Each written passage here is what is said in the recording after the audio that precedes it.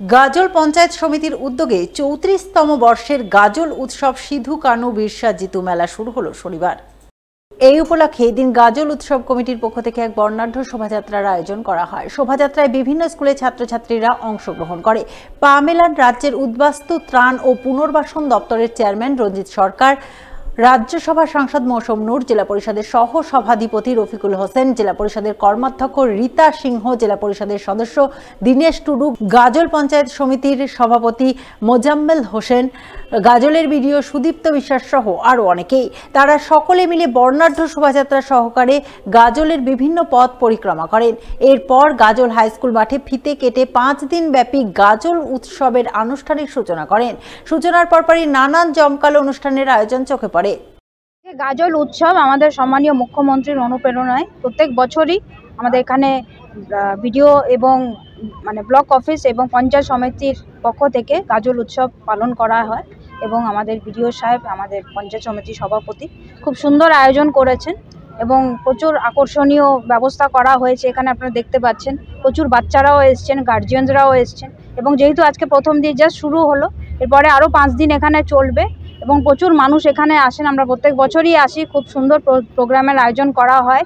অনেকগুলো সাংস্কৃতিক অনুষ্ঠান, এক্সিবিশন, তারপর কুইজ প্রতিযোগিতা এখানে থাকে এবং প্রচুর মানুষ আসেন। এখানে এক ধরনের মিলন উৎসব এখানে হয় এবং সেটাই আমরা সবাই পার্টিসিপেট করতে এসেছি। খুব সুন্দর প্রোগ্রামের আয়োজন করা হয়েছে। সিপিআইএম এর রতুয়া 2 নম্বর এরিয়া কমিটির 3য় সম্মেলন অনুষ্ঠিত হলো শনিবার। এদিন এই সম্মেলনের আয়োজন চোখে পড়ে মালদার রতুয়া 2 নম্বর ব্লকের পীরগঞ্জ এলাকায়। উপস্থিত ছিলেন সিপিআইএম নেতা দেবজ্যোতি সিনহা, কুন্তল চ্যাটার্জি সহ অন্যান্যরা। তারা দলীয় পতাকা উত্তোলন ও শহীদ বেদিতে শ্রদ্ধার্ঘ্য অর্পণের মাধ্যমে সম্মেলন শুরু করেন। এদিনের সম্মেলনে সাংগঠনিক নানান বিষয় নিয়ে যেমন আলোচনা হয়, তেমনি আগামী 3 বছরের জন্য সংগঠনের নতুন কমিটি গঠন করা হয় বলে জানা গেছে। আজকে আমাদের রতুয়া 2 এরিয়া কমিটির 3য় সম্মেলন।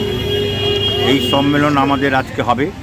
আমাদের প্রথমেই সম্মেলনের আগে পতাকা উত্তোলন করলেন আমাদের প্রবীণ নেতা কমরেড শক্তি মিশ্র এবং তারপরেই শহীদ বেদিতে মাল্যদান পরপর সবাই করলেন। আমাদের প্রতি 3 বছর পরপর এই সম্মেলন হয়। আমাদের একদম ব্র্যান্ড লেভেল থেকে আরম্ভ করে, লোকাল থেকে আরম্ভ করে টোটাল একদম জেলা থেকে রাজ্য এবং বিভিন্নভাবে আমাদের এই সম্মেলনগুলো হয় এবং এর মাধ্যমে নতুন নতুন অনেক ছেলে উঠে আসে এবং নতুন অনেক যুবক ছেলেরা উঠে আসে, মহিলারা উঠে আসে। এটাই আমাদের সম্মেলনের প্রথম নীতি। কালিয়াচক 3 নম্বর ব্লকের সাউথ মালদা কলেজের বার্ষিক ক্রীড়া প্রতিযোগিতা হয়ে গেল শনিবার।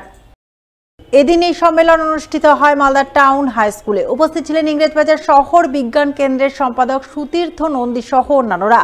তারা সকলে মিলে সম্পাদকীয় প্রতিবেদন, সাংগঠনিক কার্যকলাপ, বিজ্ঞান আন্দোলন ইত্যাদি নানান বিষয় নিয়ে আলোচনা করেন। সেই সঙ্গে আরও বেশি করে বিজ্ঞান আন্দোলনকে ছড়িয়ে দিয়ে অপবিজ্ঞানের বিরুদ্ধে জনমত গড়ে তোলার অঙ্গীকার গ্রহণ করেন। ইংরেজবাজার শহর বিজ্ঞান কেন্দ্রের আজ চতুর্দশতম ত্রিবার্ষিক সম্মেলন। এই সম্মেলন উপলক্ষে আমরা গোটা শহর জুড়েই বিভিন্ন বিজ্ঞান কর্মীরা এবং ছাত্র প্রতিনিধিদেরকে ডেকে পাঠিয়েছি। তারা এসেছে, তারা সম্মেলনে অংশগ্রহণ করেছে এবং তারা প্রতিবেদনের উপর গঠনমূলক আলোচনা করছে।